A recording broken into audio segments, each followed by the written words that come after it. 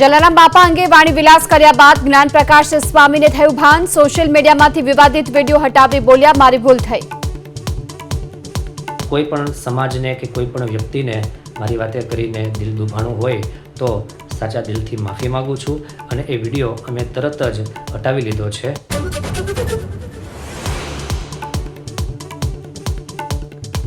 હવામાન વિભાગે આપ્યા રાહતના સમાચાર। આગામી 5 દિવસ ગરમીથી મળશે રાહત। ઉત્તર ભારતમાં હિમવર્ષા અને પવનની દિશા બદલાતા 2 થી 3 ડિગ્રી ઘટશે તાપમાન।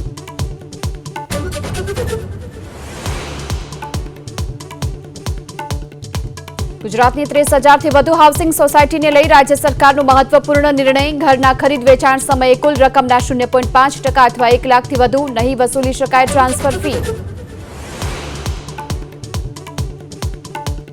કોંગ્રેસ ધારાસભ્યોનો પોસ્ટર સાથે વિરોધ પ્રદર્શન। વિધાનસભાની કાર્યવાહીનું જીવંત પ્રસારણ શરૂ કરવાની માંગ। ટીવી ચેનલોને અપાતા ફૂટેજ એકતરફી અને સરકારના એજન્ડા મુજબના હોવાની કહી વાત।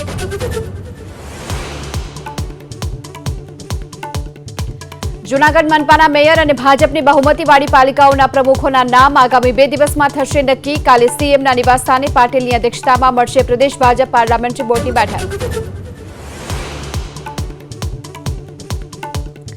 મહેસાણામાં બુટલેગરો બેફામ। અંદેસર ગામે પોલીસે દરોડો પાડતા બુટલેગરોએ પોલીસ કર્મીનું સળગાવી નાખ્યું બાઇક। 6 શખ્સો સામે નોંધાયો ગુનો।